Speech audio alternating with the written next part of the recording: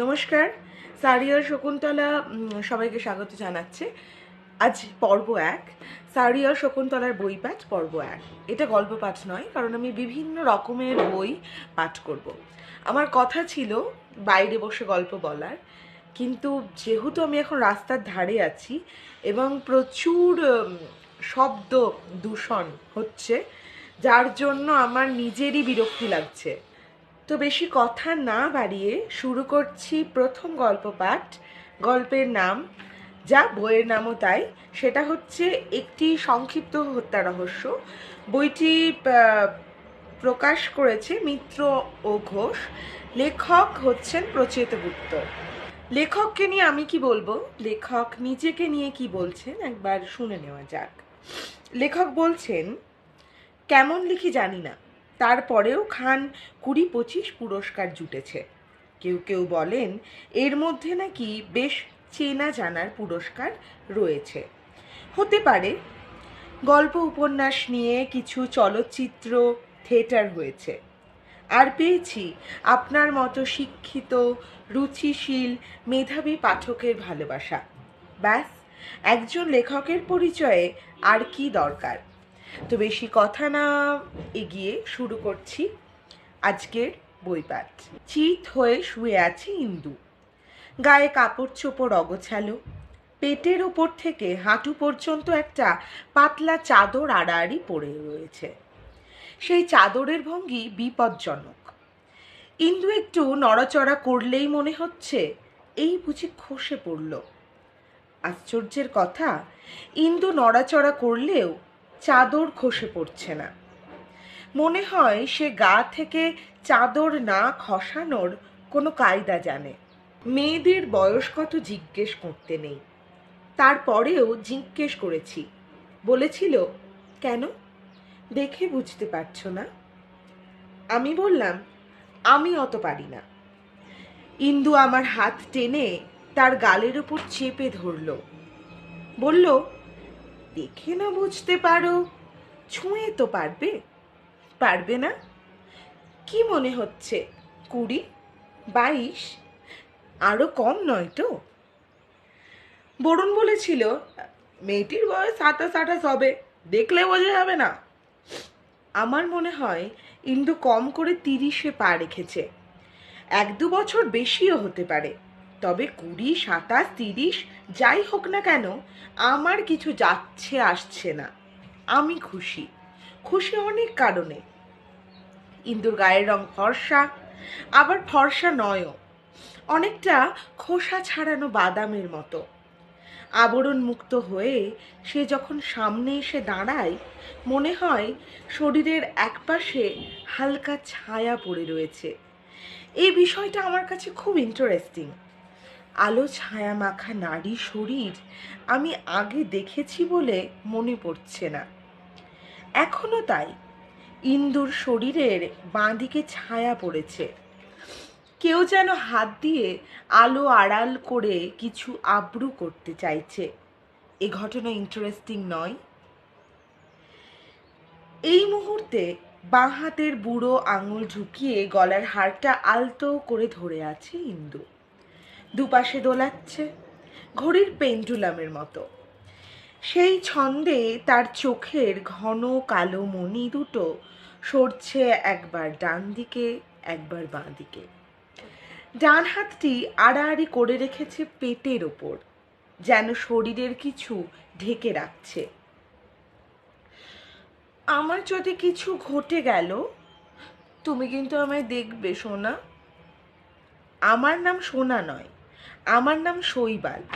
আদর করে সোনা ডাকবার মতো বয়সও আমার নেই। পুরো 46 হতে আর মাত্র 2 মাস বাকি। ইন্দু যে আমাকে আদুরে গলায় সোনা বলে ডাকলো, তাতে মনে হতে পারে তার সঙ্গে আমার পরিচয় দীর্ঘদিনের। একেবারেই তা নয়। ইন্দুকে আমি চিনেছি মাত্র 10 দিন হতে চলল। আজকের এই হাফ বেলা ধরলে 10:30। আমরা একটা প্যাকেজের মধ্যে রয়েছি। হাসপাতালের চিকিৎসা বা বেড়াতে যাওয়ার জন্য নানা ধরনের প্যাকেজ থাকে, এটাও সেই রকম। ইন্দুর সঙ্গে আমার এই প্যাকেজ 11 দিনের। 10.5 দিন হয়ে গিয়েছে, অর্থাৎ অদ্যই যবনিকা পতন। হাতে আর মোটে হাফ বেলা, খুবই অল্প সময়। মোবাইল ফোন রিচার্জ করবার মতো ইন্দুর এই প্যাকেজ রিচার্জ করে নিতে ইচ্ছে করছে, কিন্তু সম্ভব নয়। কাল সকালেই আমার স্ত্রী অশ্মি তার 13 দিনের ভ্রমণ সেরে বাপের বাড়ি থেকে ফিরে আসছে, ফলে ইন্দুর প্যাকেজ এখানেই খতম। প্যাকেজ প্রসঙ্গে আবার পরে আসছি, শুধু এটুকু বলে রাখি, এই যে আমরা এখন পাশাপাশি শুয়ে রয়েছি, এই যে ইন্দুর বেতের মতো সনসনে শরীর আমার থলথলে চেহারার ধস্তাধস্তিকে হাসি মুখে মেনে নিচ্ছে, এই যে সে আমাকে কখনো সোনা বলে ডাকছে, কখনো আমার পিঠে ছোঁয়া দিয়ে মাথার পাকা চুল বাঁচছে, এই যে অফিস থেকে ফিরলে সে আমায় জলের গ্লাস এগিয়ে দিচ্ছে, স্নানের তোয়ালে এগিয়ে দিচ্ছে, সবই কিন্তু এই প্যাকেজের অন্তর্গত, তার বাইরে কিচ্ছু নয়। তাই হঠাৎ ইন্দুর মুখে আমার যদি কিছু ঘটে যায় তুমি দেখবে শুনে চমকে উঠি। এসব আবার কি ঝামেলা রে? ইন্দু তো বাবা শুধু রোম্যান্সের আর রোমাঞ্চের, ঝামেলার তো নয়। কি ঘটবে তোমার ইন্দু? কি দেখবো আমি? ইন্দু একইভাবে হাড়ের দোলা দেখতে দেখতে স্বাভাবিক গলায় বলল, যা কিছু ঘটতে পারে শৈবাল। এই ধরো ধরো খুনের মতো একটা কিছু, মার্ডার, একটা মার্ডার হয়ে গেল ধরো। আমি ঘাবড়ে যাই, তবে ইন্দুকে বুঝতে দিই না। বলি, কি বলছো যাতা? মার্ডার কেন হবে? কে খুন করবে তোমাকে? ইন্দু একেবারও আমার দিকে না তাকিয়ে ঠোঁটের ফাঁকে অল্প হাসলো। সুন্দরী মেয়েদের ঠোঁট পাতলা হয়, এই মেয়ের ঠোঁট ভারীর দিকে। ইন্দু বলল, অত জানি না বাপু, কে কাকে মারবে, জানলে তো হয়েই যেত। শুধু খুনটুকু জানি। যাই হোক, তেমন কিছু ঘটলে তুমি দেখবে তো। কথা শেষ করে ইন্দু হাত বাড়িয়ে আমার গায়ে রাখলো, পাশ ফিরে তাকালো আমার দিকে। আমি দেখেছি, ইচ্ছে করলে সে তার চোখ দুটো ঢুলু ঢুলু করে নিতে পারে। অভিনয়তে সে যে পাকা হবে তা তো জানা কথাই, নইলে এই ব্যবসা খুলে বসা অসম্ভব। ব্যবসার বেশিটাই তো ওই অভিনয়ের উপরেই দাঁড়িয়ে। ঢুলু ঢুলু চোখে বলল, বাহ, তুমি না আমায় ভালোবাসো? তুমি আমাকে দেখবে না তো কে দেখবে? ভালোবাসো কথাটা ইন্দু এত মাখা মাখা গলায় বলল যে প্রতিবাদ করতে পারলাম না, বরং ওর ঠোঁটে আঙুল রেখে গদগদ গলায় বললাম, নিশ্চয়ই দেখব, অবশ্যই দেখব। কে তোমাকে মার্ডার করবে? ইন্দুর গলার হার সরু এবং খানিকটা লম্বা, নিচে এক চিলতে লকেটের মতো রয়েছে।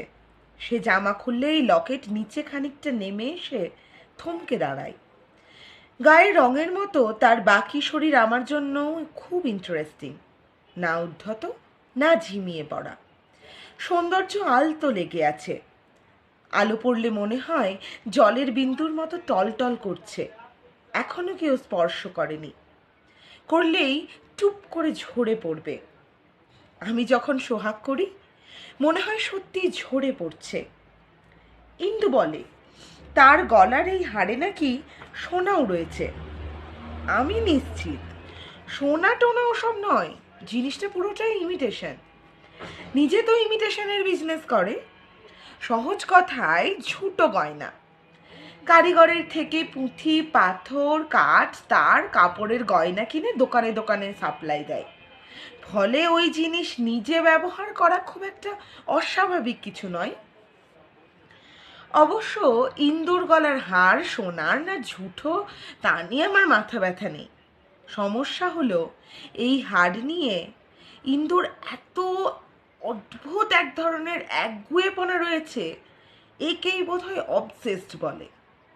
শরীরের বাকি সর্বস্ব খুলে ফেলতে পারে সে, এমনকি হাড় মজ্জাও, কিন্তু গলা থেকে এই হাড় সে কিছুতেই খুলবে না। প্রথম দিনই আমি বলেছিলাম, ওই দুল হাড় যা রয়েছে সেগুলো খুলে রাখো ইন্দু, পারলে হাতের আংটিও, খোঁচা টোচা লেগে যায় যদি, ওই সময় আমার আবার খেয়াল থাকে না মোটে। ইন্দু সহজ গলায় বলল, দুল পড়িনি, তবে হাড় খুলতে পারবো না। আমি বিরক্ত হয়ে বললাম, কেন কেন পারবে না?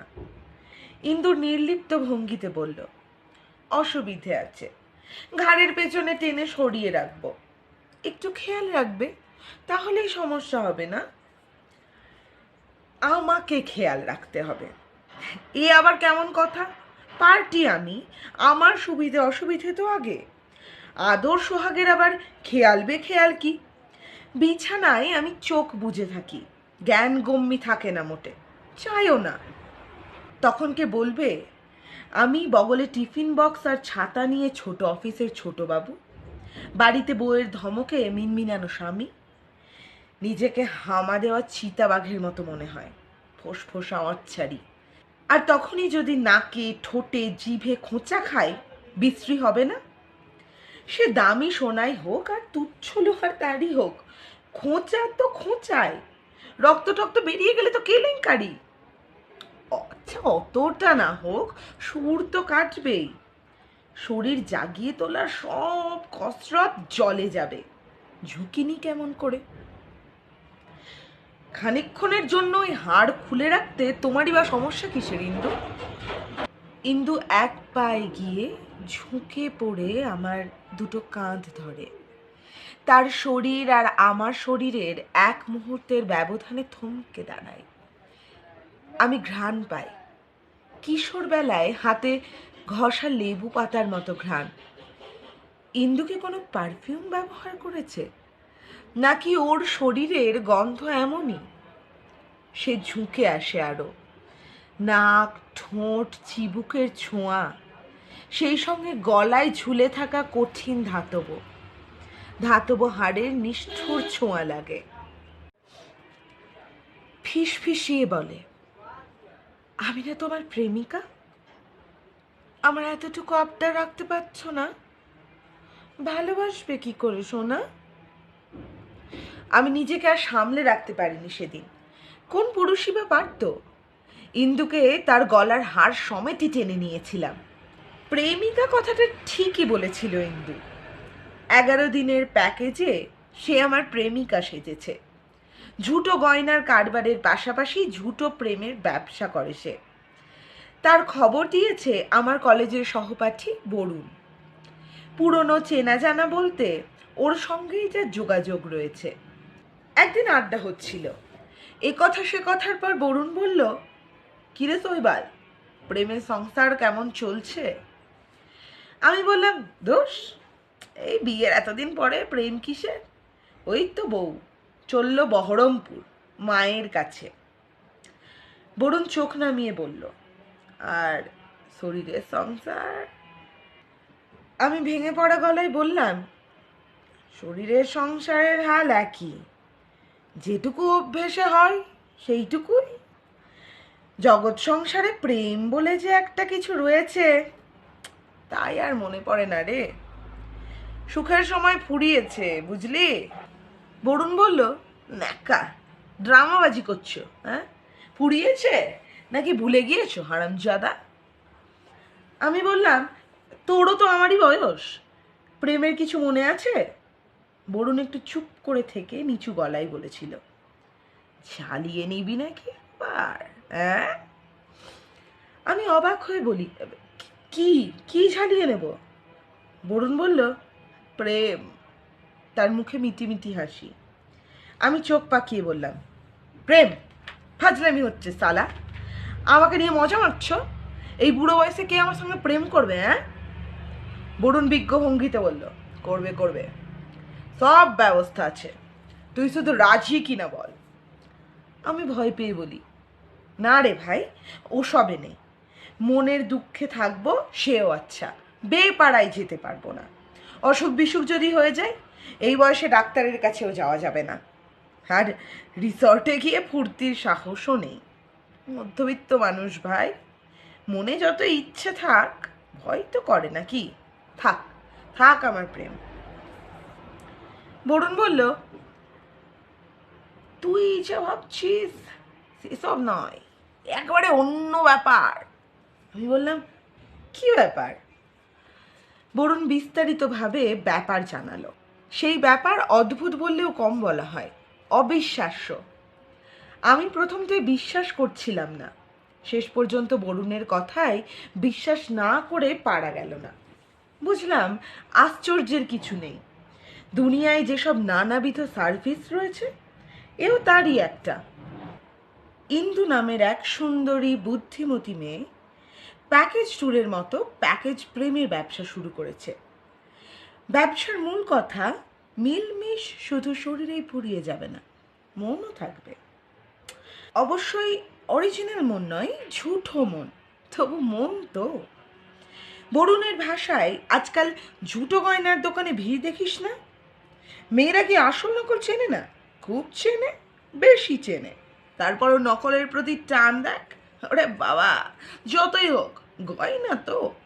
এরপর থেকে ওর কথা না মেনে উপায় কি? বরুণই জানালো, ইন্দুর প্যাকেজে প্রেমে গদগদ ভাব রয়েছে।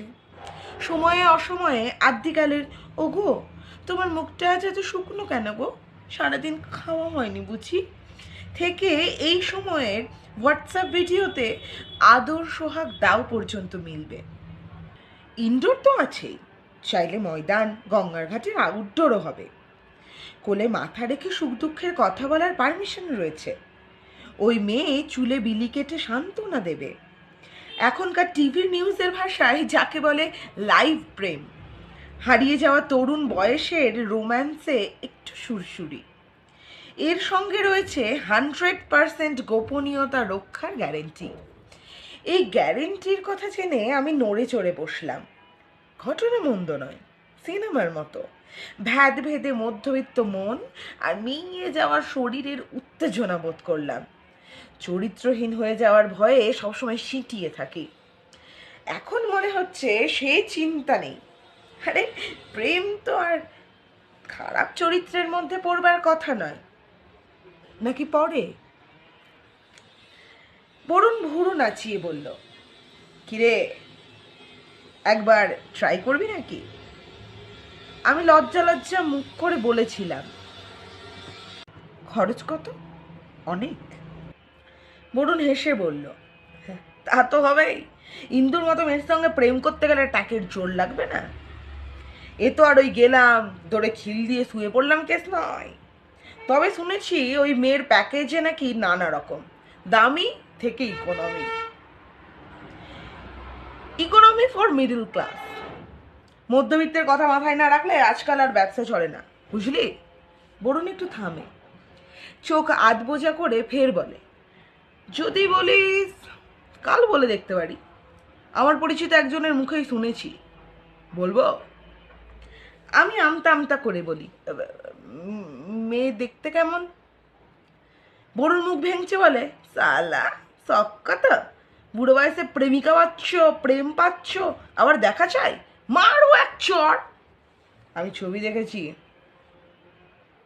রাতে ঘুমোতে পারিনি। তুই প্যাকেজ নিস না কেন? বরুণ মুখে চুক চুক আওয়াজ করে বলল, বইয়ের ভয়ে? সে তো আর তোর বইয়ের মতো 14-15 দিন বাপের বাড়িতে গিয়ে থাকে না, সর্বক্ষণ সঙ্গে সঙ্গে আছে। এসবে সময় লাগে, তাই মনের দুঃখ মেটাতে নিজে না পারলেও অন্যদের বলি, এই যেমন তোকে বলছি। বরুণকে একটু আগেই জানিয়ে দিয়েছি অশ্মি কদিনের জন্য বহরমপুরে ওর মায়ের কাছে যাচ্ছে। বললাম, ওই মেয়ের সংসার টংসার নেই, বর ছেলে মেয়ে? বরুণ বলল, অত খবর রাখি না, শুনেছি বিয়ে নাকি হয়েছিল, তারপরে কি হয়েছে জানি না, ওসব ছাড়। যদি রাজি থাকিস ফোন করিস, অবশ্য ইন্দু যদি ফাঁকা থাকে। আমি ইকোনমি প্যাকেজ নিয়েছি। 11 দিনের প্রেম, 10.5 দিন অপূর্ব কাটলো। প্রেমের সঙ্গে পয়সার কথা বলতে নেই, তারপরেও না বলে পারছি না, পয়সা উসুল হয়ে গিয়েছে। এখন আমি পাশ ফিরে ইন্দুর গায়ের কাছে ঘেঁষে গেলাম, ওর পিঠে হাত রেখে বললাম, ওসব মার্ডার ফার্ডারের কথা ছাড়ো, কদিন তোমার সাথে খুব ভালো কাটালাম ইন্দু। ইন্দু আলতো করে গায়ে গা ছুঁইয়ে বলল, পরশুদিন ছুটি নিয়েছিলাম, প্রেমে একদিন গ্যাপ গিয়েছে, চাইলে আরও একটা দিন নিতে পারো। আমি বললাম, থাক, কাল সকালেই বউ ফিরছে। ইন্দু তার ডান হাতের তর্জনী আমার বুকে ঠেকিয়ে হাসে। শিউরে উঠি, শেষবেলায়ও ভেলকি দেখাচ্ছে।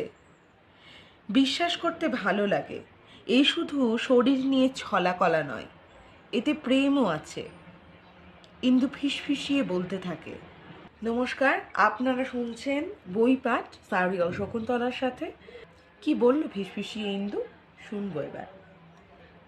তাতে কি, বউ বাড়িতে ফিরলে প্রেমিকার কাছে আসা যায় না? এই তো পরশু আমার বর তো এসেছিল, প্রেমিকার জন্য 3 বছর আগে তাড়িয়ে দেওয়া বউয়ের কাছে এলো, কত সব বানানো কথা বলল, ঝুটো প্রেমের কথা সব, যেমন এখন আমি তোমার সঙ্গে বলছি। এই পর্যন্ত কথা থামিয়ে হাসতে শুরু করলো ইন্দু। বাঁ হাতের উল্টো পিঠে মুখ চেপে খিলখিলিয়ে হাসি। সেই হাসিতে তার গোটা শরীর কাঁপতে লাগলো, চোখে জল চলে এলো। আমি অবাক হলাম, বর এসেছিল বলে এত হাসি, চোখে জলও। এক সময় হাসিতে রাশ টেনে চোখের জল মুছে ইন্দু বলল, কি বলছিল জানো? বলছিল, তোমাকে অতটাই ভালোবাসি ইন্দু, ঠিক আগের মতো। আজও কান পাতলে তোমার শোনা ডাক শুনতে পায়, প্রেমের দিন যেন ফিরে আসছে গো। আবার হাসতে গিয়ে নিজেকে সামলালো ইন্দু। এবার চোখ মুখ শক্ত হয়ে যায় তার। বিড়বিড় করে বলল, আসলে পয়সা চাই। আমার ব্যবসাপাতির খবর পেয়েছে, আমার টাকা হয়েছে জানতে পেরেছে, আমি যেমন করি সেইভাবে প্রেমের অভিনয় দেখিয়ে আমাকে আর আমার টাকা হাতাতে চাই। আগে হলে ঝুটো না আসল বুঝতাম না, এখন বুঝি। বুঝবো বলেই তো ব্যবসায় নেমেছি। ওই লোককে বলে দিয়েছি, আর একদিনও এদিকে এলে বিপদ আছে, বড় বিপদ। আমার এসব কথা ভালো লাগছে না, হাতে সময় নেই। আমি ইন্দুকে ধরতে যাই, ইন্দু পিছলে সরে যায়, চলে যায় খাটের ওপাশে, আমার নাগাল থেকে অনেকটা দূরে। উপুর হয়ে বলে, আগে বলো, বলো আগে। আমি দাঁতে দাঁত চেপে বলি, কি? ইন্দু বলে, কিছু হয়ে গেলে দেখবে, বলো দেখবে আমাকে। আমি বিড়বিড় করে বলি, দেখবো, নিশ্চয়ই দেখবো ইন্দু, তুমি না আমার প্রেমিকা। এখন প্লিজ এসো, দেরি করো না প্লিজ। ইন্দু বিছানায় গড়াতে গড়াতে এগিয়ে আসে আমার দিকে। তার গলার লম্বা ঝুঠো হাড় জড়াতে থাকে মুখে, গলায়, যেন সেই হাড় তাকে আদরে ভরিয়ে দিচ্ছে। খবরটা পাই বরুণের কাছ থেকে। 2 দিন হলো। স্বামীকে খুন করবার অভিযোগে পুলিশ ইন্দু নামের একটি মেয়েকে ধরেছে। খুনের মোটিভ খুব স্পষ্ট নয়, তবে খুনের পদ্ধতিটিও অদ্ভুত। ঘনিষ্ঠতার কোনো এক মুহূর্তে মেয়েটির গলায় থাকা হাড় খুলে স্বামীর গলায় পেঁচিয়ে টেনে ধরে। হাড় তারে পেঁচানো কাঠ আর পাথরের। পোস্টমর্টেম রিপোর্ট নাকি বলছে, হাড়টি শ্বাসনালীর যথাযথ জায়গায় চাপ ফেলবার কারণে লোকটির দম বন্ধ হতে সময় লাগেনি। মেয়েটি বাঁচবার একটাই পথ। যদি প্রমাণ হয় হাড় জড়ানোর ব্যাপারটি নিছকই দুর্ঘটনা, কোনো অসতর্ক মুহূর্তে এমন হতেই পারে। গলার হাড় জড়িয়ে হত্যার কথা কেউ কখনো ভেবেছে? যদি ঠিকমতো বোঝানো যায় এটা কোনো রহস্যই নয়, তাহলে সেই মেয়ে বেঁচে যেতেও পারে। অনিচ্ছাকৃত বা দুর্ঘটনায় মৃত্যুর সাজা অনেক কম, বেকসুর হয়েও যেতে পারে। তবে কাউকে এই সামান্য মেয়েটির পাশে দাঁড়াতে হবে, উকিল নিয়ে আদালতে তার হয়ে কথা বলতে হবে। অফিসের নাম করে টিফিন বক্স ছাতা নিয়ে বাড়ি থেকে বেরিয়েছি। বই করে দিয়েছে।